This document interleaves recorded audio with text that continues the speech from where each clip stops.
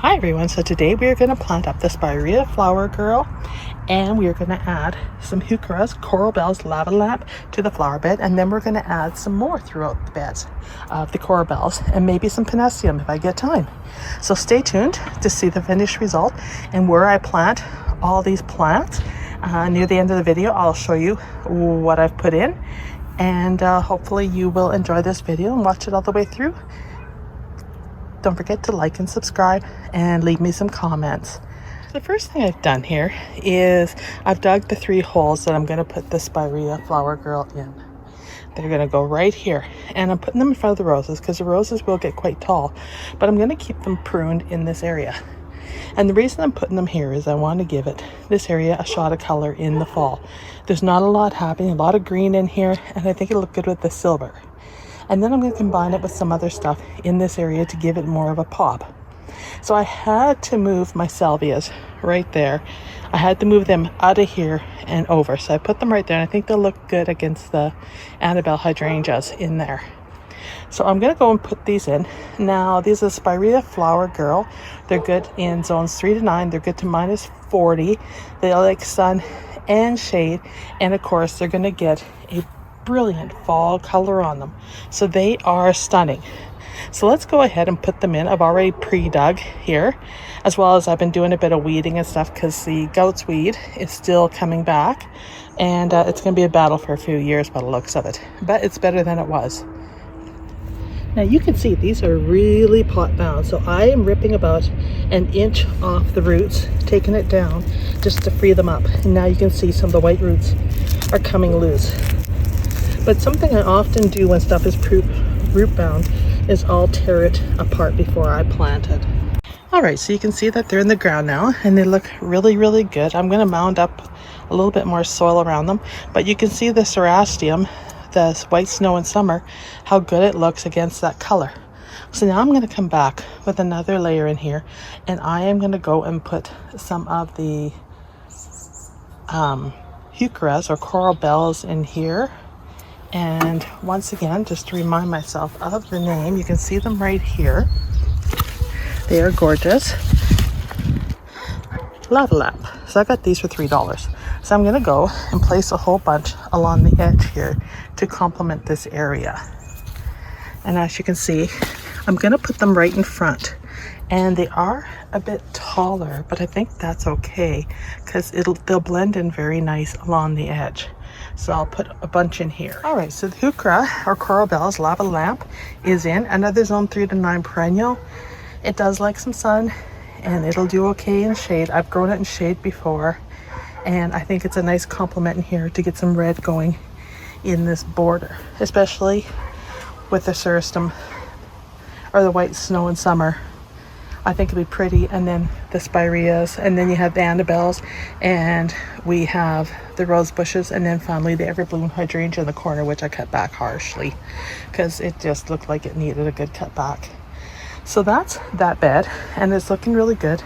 Now I have 1, 2, 3, 4, 5 of the coral bells to plant. So I'm just going to figure out a spot here, and then we'll put those in too. And I got to pick my seed, my zinnia heads here, because we're going to get a good frost Wednesday and then another frost Thursday. And so they're going to be toasted. I'm not covering them anymore. So that'll be next on the list. And I've started emptying my Falber containers underneath here to build up this bed a bit. That's usually what I do, is I'll buy new soil every year and I'll put it in the containers, and then at the end of the year I take that soil and I run it into the flower beds to help improve the soil and to build up low spots.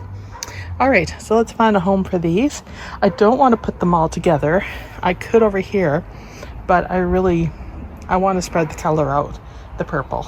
All right, so now I have added 1, 2, 3, 4, 5, 6 of the Heuchera coral bells lava lamp in here, and they look good. The colors are going to look really good, and I see the hot paprika rose decided to grace us with a flower. Isn't that pretty?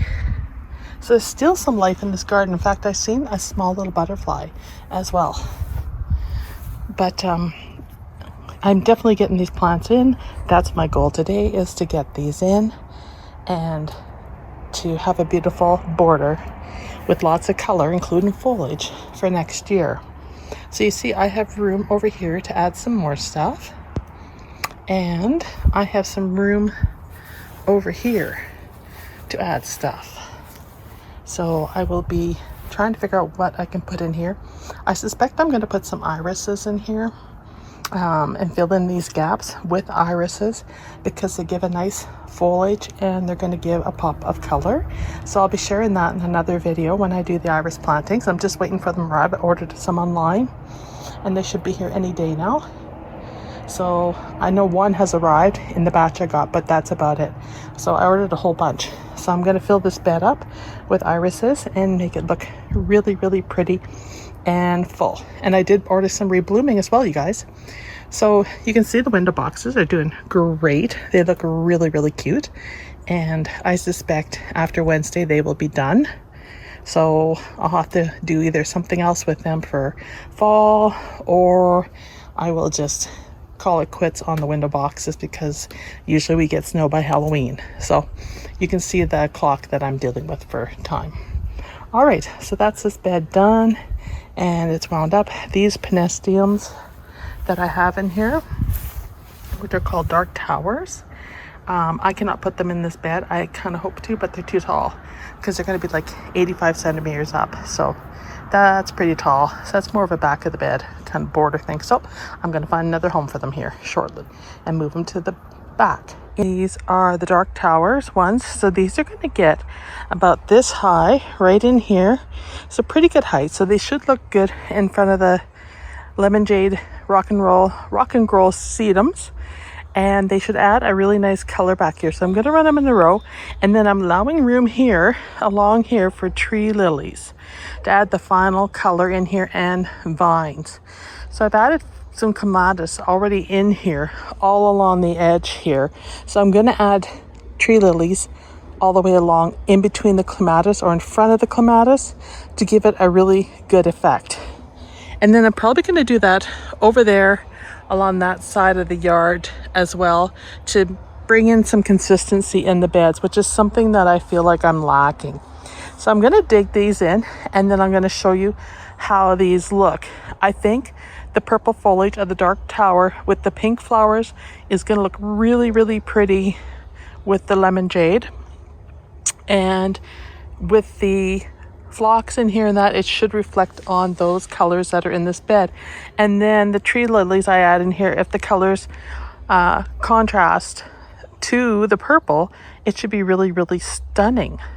So one thing I might want to do after I add all this in is I might want to come back in here, and although there is white in the coreopsis, so it's white with pink tips, I might need to add some more white to tone it down or something. We'll see how it is next year after the colors all come in, but I think this will look really super good. So I'm going to go ahead and dig these in. The soil's not too bad, but the ground is starting to get hard. I've got them all in there. They're lined up like little soldiers just because of the depth that I have available in. Oh, I want to talk about the Penstemons just a little bit more.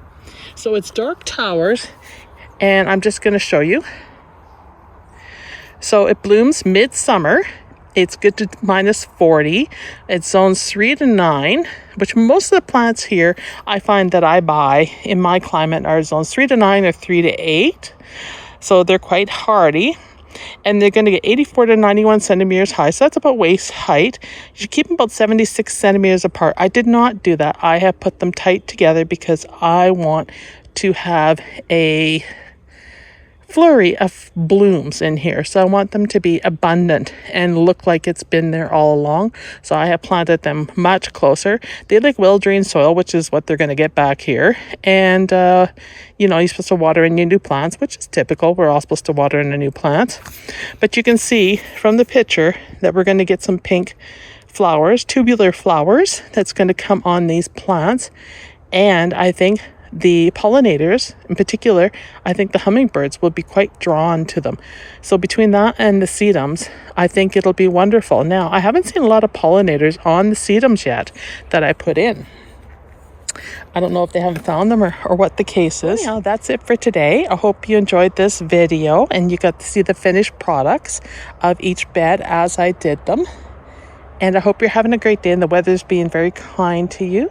We have a beautiful fall day today. We had a crappy weekend and we had rain and stuff, and it wasn't quite so easy to get out in the yard, but we've made up for it today and I'm loving it. So thank you again. And don't forget to drop me a line, leave me a comment, and as usual, like and subscribe. So take care. Thank you. Bye.